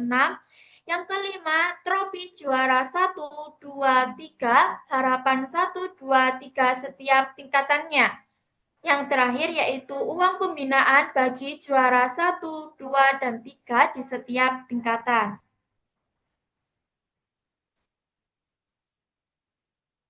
Sekian penyampaian technical meeting pada kali ini. Saya ucapkan terima kasih pada peserta yang sudah menyimak dari awal hingga akhir. Baik, terima kasih untuk Kak Sania. Untuk sesi selanjutnya, yaitu tanya jawab, yang dimana pada setiap sesinya akan kami menerima 5 pertanyaan dari masing-masing sesi. Dan dimohon dipastikan untuk mengajukan pertanyaan yang berbeda. Apabila ada pertanyaan yang sama, akan kami lewati. Baik, silakan yang ingin bertanya.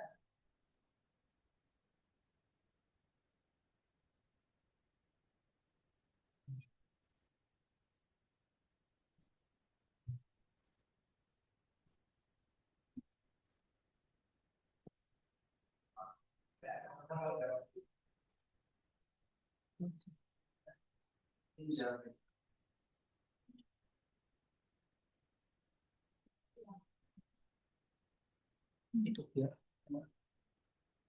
Sama baca.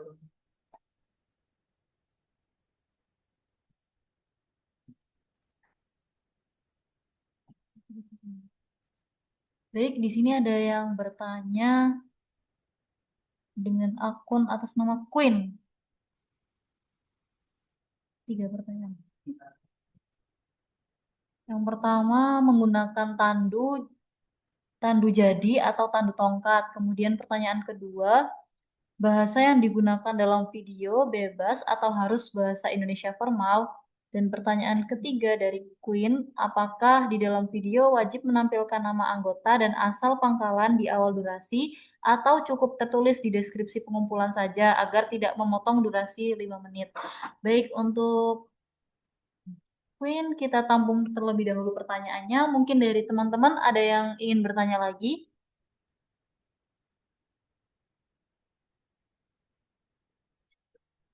Boleh bertanya secara langsung dengan mengangkat tangan atau melalui kolom komentar.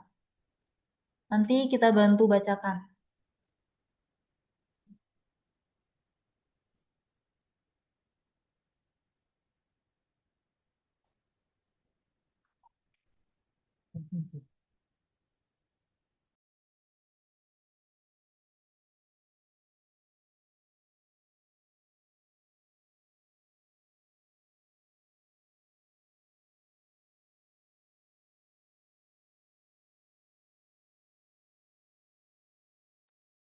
Baik, ada pertanyaan selanjutnya dari Nauren dari SMP M3 Malang.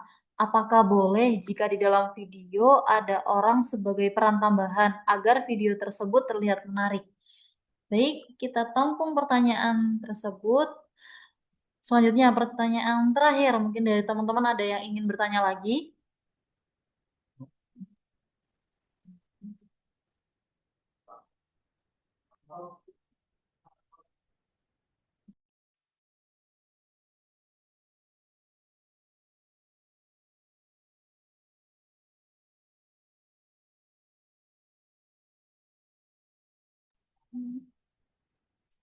Oh, langsung itu. Ya, ya.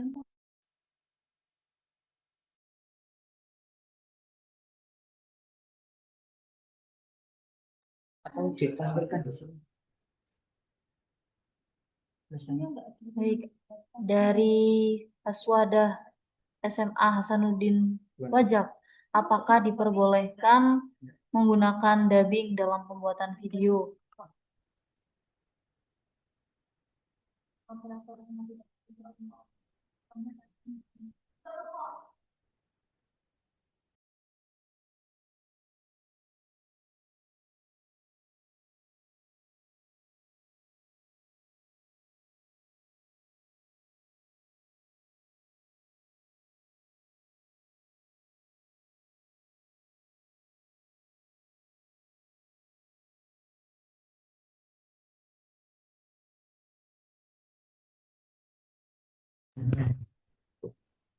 Oke, pertanyaannya akan saya jawab ya.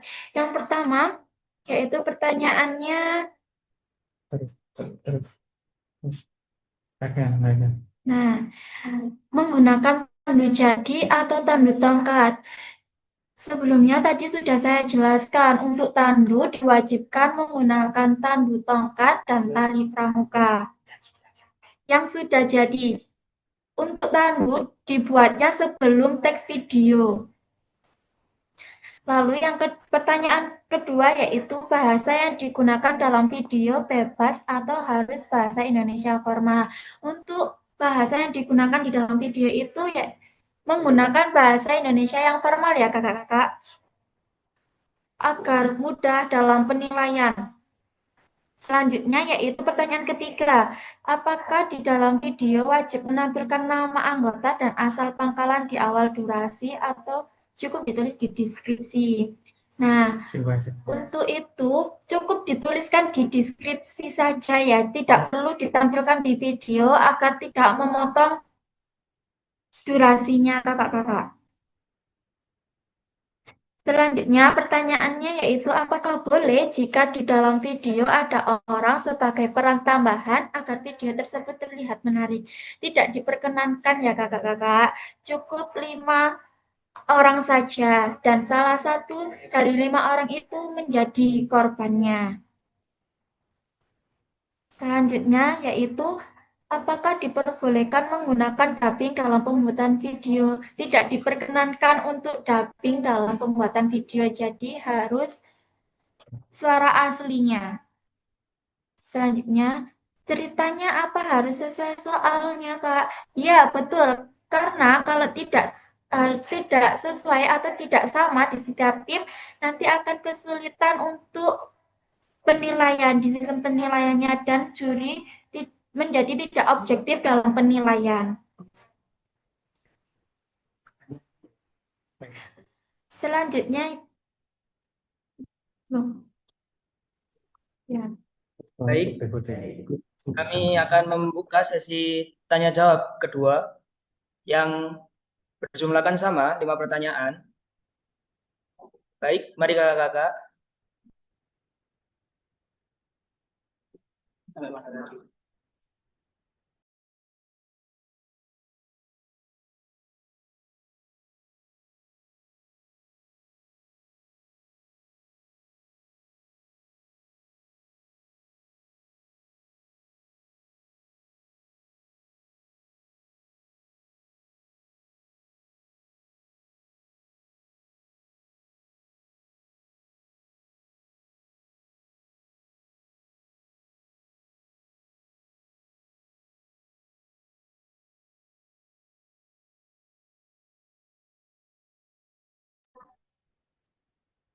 Baik, ada pertanyaan dari perwakilan dari SMPN 2 Pakis, Silvi Mixelani Saulia, dan di mana apakah boleh lebih dari 5 menit durasi videonya?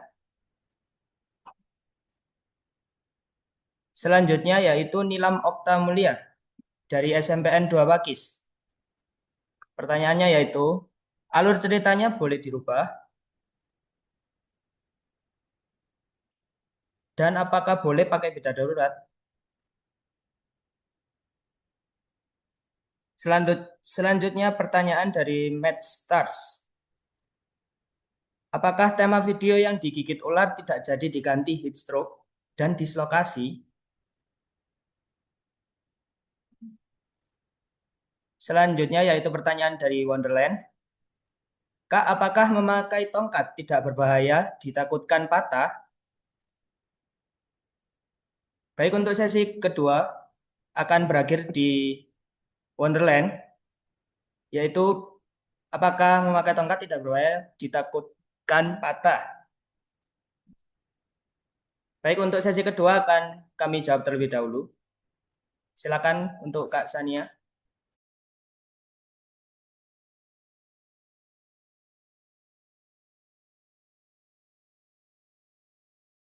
Baik, 5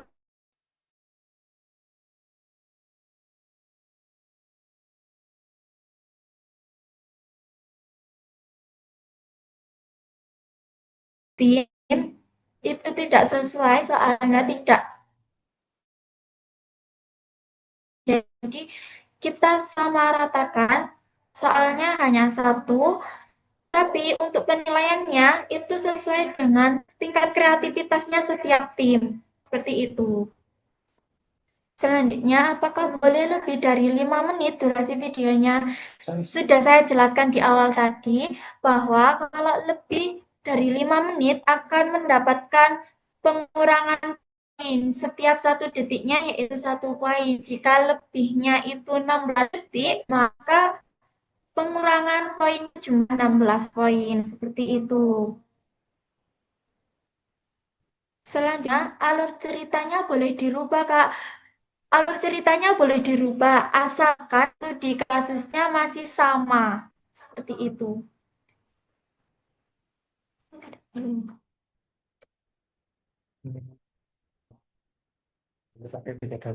Selanjutnya yaitu boleh pakai bida darurat atau tidak. Jawabannya tidak diperbolehkan ya kakak. Ini. Nanti di grup peserta akan kami sampaikan contohnya membidai gitu. Selanjutnya yaitu apakah tema video yang digigit ular tidak jadi dan diganti dengan heat stroke dan dislokasi? Ya betul. Jadi untuk videonya diganti menjadi heat stroke dan dislokasi. Terima kasih kakak-kakak yang sudah bertanya.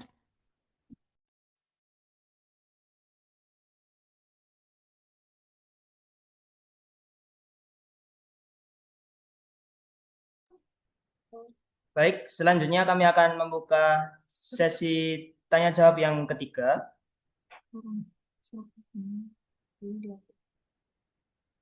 Dari Nilam Oktamulia, SMPN 2 Pakis. Pertanyaannya yaitu, videonya diupload di mana, Kak? Selanjutnya yaitu dari Aura Kurotul Aini. Izin menginformasi terkait ketersediaan topik. Di sistem saat ini hanya muncul satu pertanyaan atau topik. Jika di sekolah kami mengirimkan 2 tim, apakah ketersediaan topik yang tunggal ini tidak akan membatasi kreativitas peserta? Mengingat dengan hanya satu topik, alur cerita atau sinopsis antar tim, terutama dari sekolah yang sama, berpotensi menjadi sangat mirip. Apakah ada kebijakan khusus dalam penilaian kreativitas untuk kondisi ini?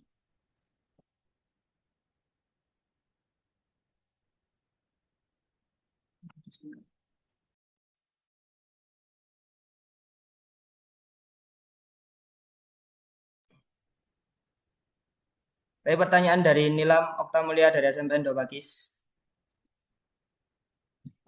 Apakah nama tokoh boleh diganti?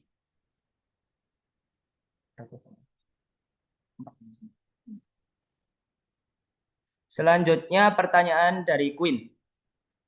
Apakah 100 MB tidak terlalu kecil, Kak? Jika kita lebih dari 100 MB, apakah boleh? Karena piksel setiap alat perekam pasti berbeda-beda. Baik, sesi tanya jawab sesi ketiga akan kami tutup.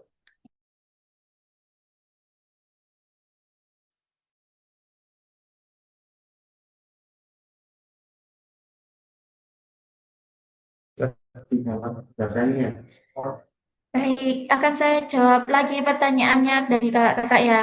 Yang pertama yaitu, Kak, apakah memakai tongkat tidak berbahaya, ditakutkan patah? Nah, di sini kami sudah mencoba, dari tim panitia sudah mencoba menggunakan tandu dari tongkat dan tidak membahayakan. Itu sesuai dengan strateginya tim kalian masing-masing. Seperti itu. Selanjutnya yaitu videonya diupload di mana ya Kak? Untuk video diuploadnya itu bisa mulai tanggal 28 Maret yang akan disampaikan di grup peserta DKP tahun 2026. Lalu selanjutnya, izin menginformasikan terkait ketersediaan topik. Di sistem saat ini hanya muncul satu pertanyaan atau topik. Jika sekolah kami mengirimkan 2 tim, apakah ketersediaan topik yang tunggal ini tidak akan membatasi kreativitas peserta Mengingat dengan hanya satu topik, alur cerita atau sinopsis antar tim, terutama dari skala yang sama, berpotensi menjadi sangat mirip. Apakah ada kebijakan khusus dalam penilaian? Tentunya ada kebijakan khusus, Kak. Untuk satu topik saja ini juga memudahkan Dewan Juri dalam menilai lebih objektif untuk membedakan tim satu hingga tim 2 dalam satu pakaran yang sama, yaitu dari kreativitasnya tim tersebut. Seperti itu. Selanjutnya, yaitu sifat video apakah harus formal, apakah nama tokoh boleh diganti. Untuk sifat video harus formal dan nama tokoh juga boleh diganti.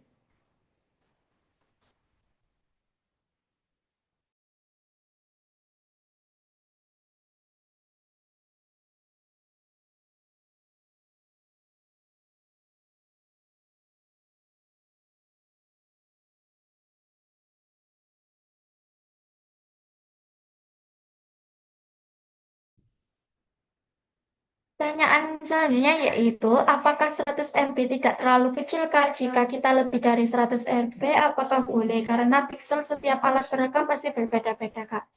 Untuk ukuran file tetap 100 MB, karena ada keterbatasan di penyimpanan kami ya.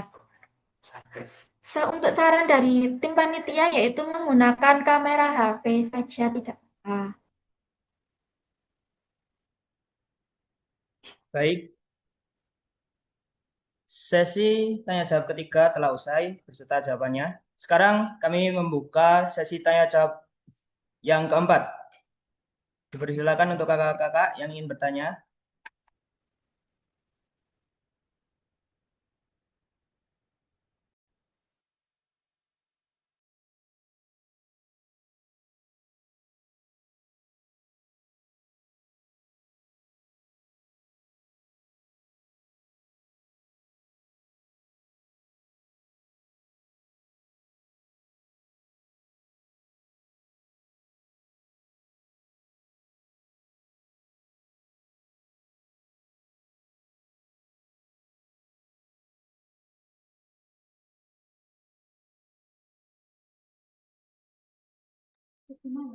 Baik, pertanyaan yang pertama pada sesi keempat. Yang pertama yaitu dari Nilam Okta Mulia, SMPN 2 Bagis. Studi kasus luka bakar untuk penggalang jadi dipakai atau tidak? Pertanyaan yang kedua dari Medstar, apakah PPT-nya nanti bisa di-share, Kak? Selanjutnya,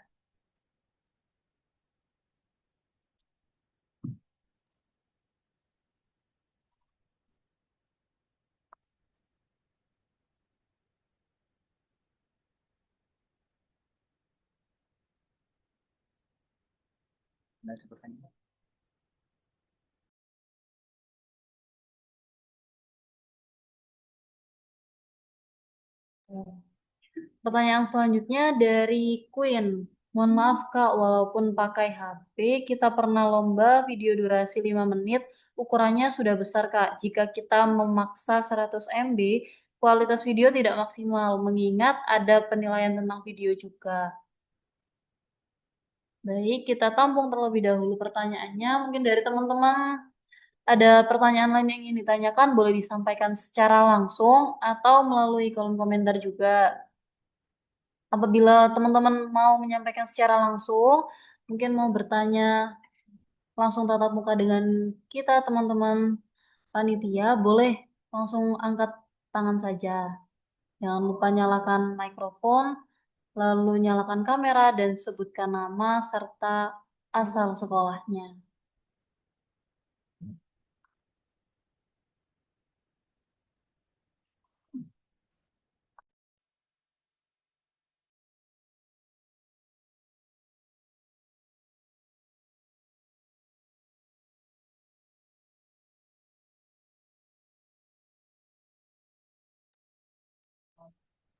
Baik, teman-teman, apa ada yang ingin ditanyakan lagi?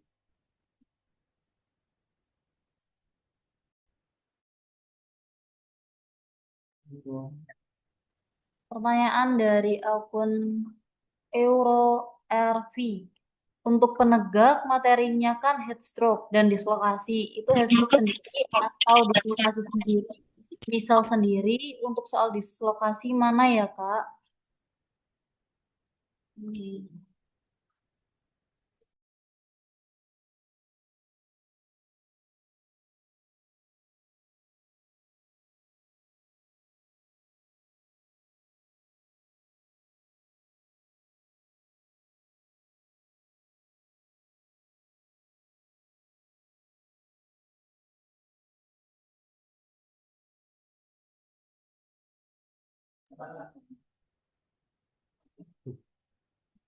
Bisa dijawab.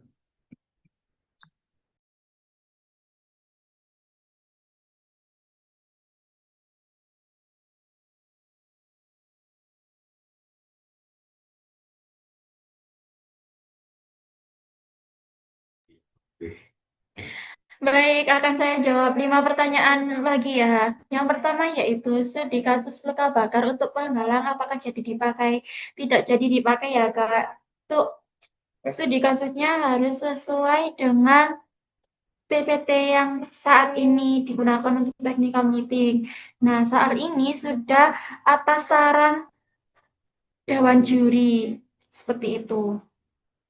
Selanjutnya, apakah PPT-nya nanti di-share? Tentu saja, PPT-nya akan di-share sesuai dengan hasil TM. Selanjutnya yaitu mohon maaf Kak, walaupun pakai HP, kita pernah lomba video durasi 5 menit, ukurannya sudah besar Kak. Jika kita memaksakan 100 MB, kualitas video tidak maksimal Kak, mengingat ada penilaian tentang videonya juga. Baik, untuk itu, maka akan kami koordinasikan dengan tim IT-nya terlebih dahulu. Apakah masih bisa lebih dari 100 MB? Untuk kejelasannya akan saya sampaikan di grup peserta dengan jawaban setelah koordinasi dengan tim IT. Sebelumnya terima kasih atas sarannya ya Kak Queen. Selanjutnya yaitu untuk penegak materinya kan heat stroke dan dislokasi. Itu heat stroke sendiri atau dislokasi sendiri. Misal sendiri untuk soal dislokasi mana ya Kak? Nah untuk saat ini yaitu jadi satu, tidak sendiri-sendiri. Selanjutnya, minimal durasi video berapa menit? Untuk minimal durasi video tidak ada minimalnya. Yang terpenting maksimal videonya 5 menit. Tidak boleh lebih dari 5 menit. Seperti itu. Terima kasih.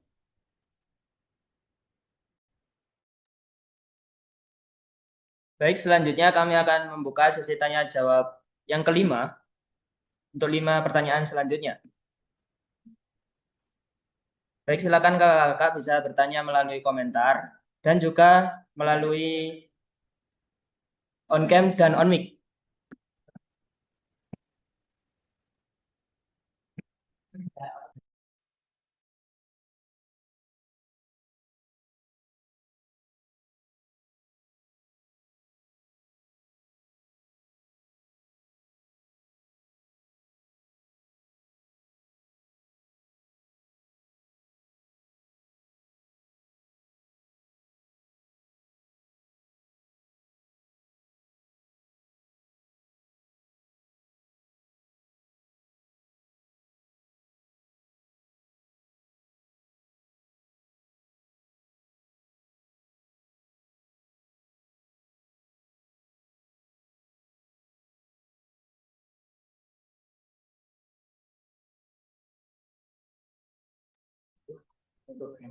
Baik, untuk mengefisiensi waktu, pada jam 2:40 akan kami tutup sesi tanya jawab pada technical meeting kali ini. Baik, silakan untuk 10 detik yang tersisa, mohon untuk bertanya.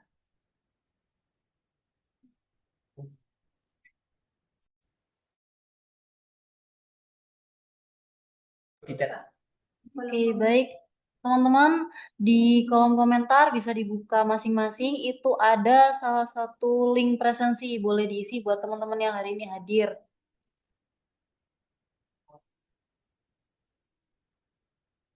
Baik, ini tidak ada yang bertanya lagi.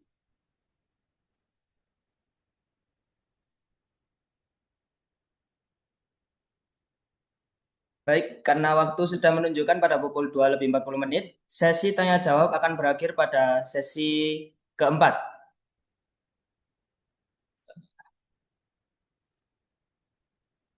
Baik, terkait perubahan juknis technical meeting ini,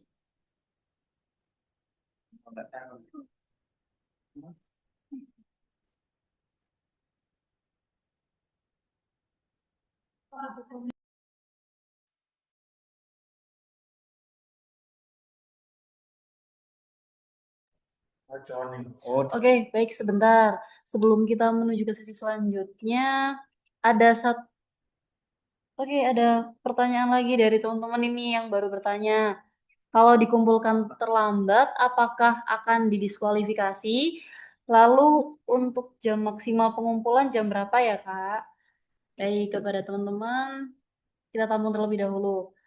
Oke, mungkin dari teman-teman ada yang ingin bertanya lagi, boleh segera ditanyakan, baik secara langsung maupun lewat kolom komentar.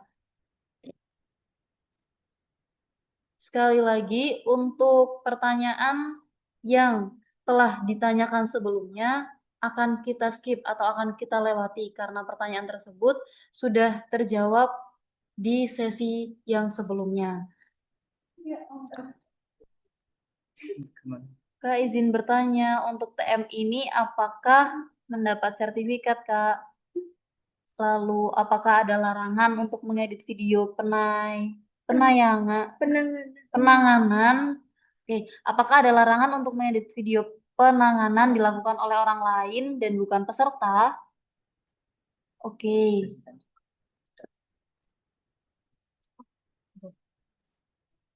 Baik, sesi pertanyaan ini kita tutup terlebih dahulu. Akan kita lanjutkan dengan jawaban. Baik, untuk teman-teman kita stop dulu ya pertanyaannya.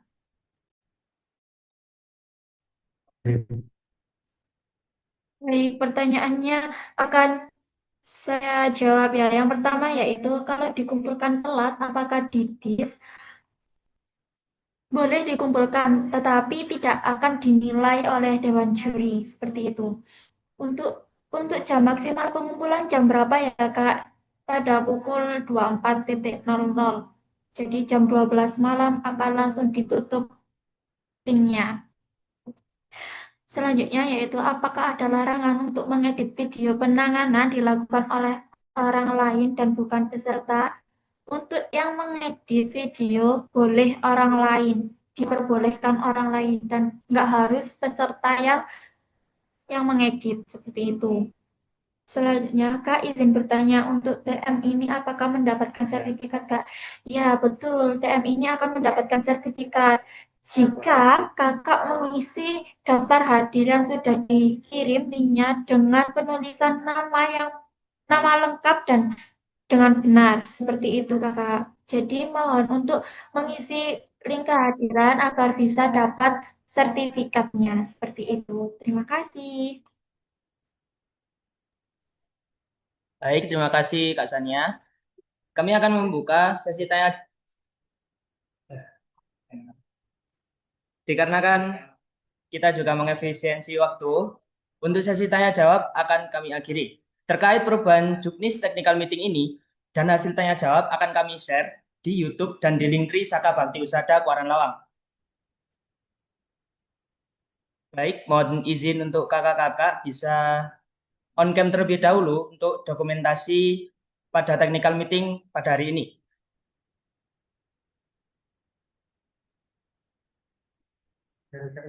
Mari kakak-kakak Bisa menyalakan kameranya, tampil di depan kamera, jangan lupa tersenyum, kita ambil dokumentasi terlebih dahulu.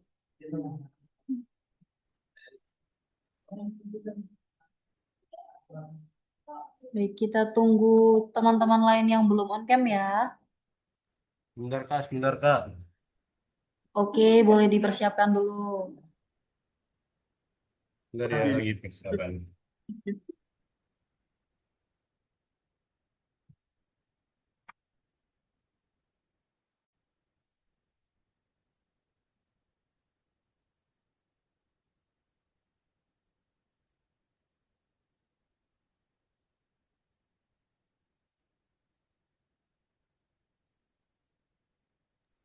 Baik, buat teman-teman yang belum on cam, yuk segera on cam yuk. Kita ambil dokumentasi terlebih dahulu. Iya. Hmm. Oke, boleh dirapikan dulu bajunya. Duduk yang manis. Oke, sudah siap semua ya. Semua lihat kamera. 3, 2, senyum.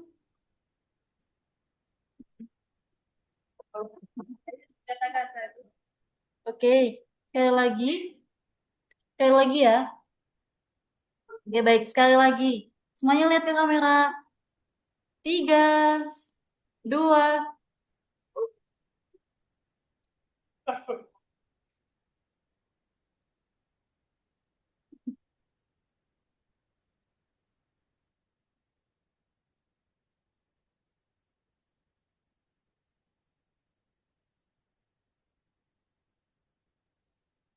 Oke, baik. Gaya terakhir. Boleh teman-teman semua seperti ini. Cikal, cikal. Kita bentuk tunas kelapa. Tunas kelapa, cikal. Ya, tunas kelapa. Oke, semuanya lihat ke kamera ya. 3, 2, senyum. Gaya bebas, Kak. Sudah? Cukup? Gaya bebas, Kak. Gaya bebas.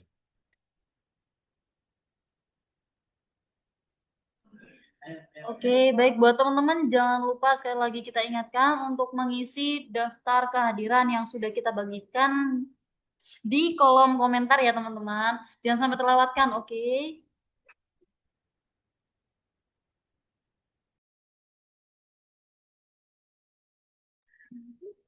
Baik kakak-kakak, terima kasih atas partisipasi technical meeting pada hari ini.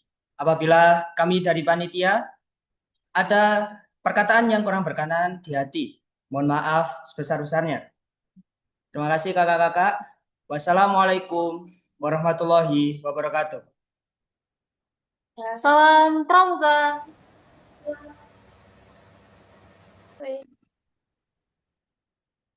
Baik.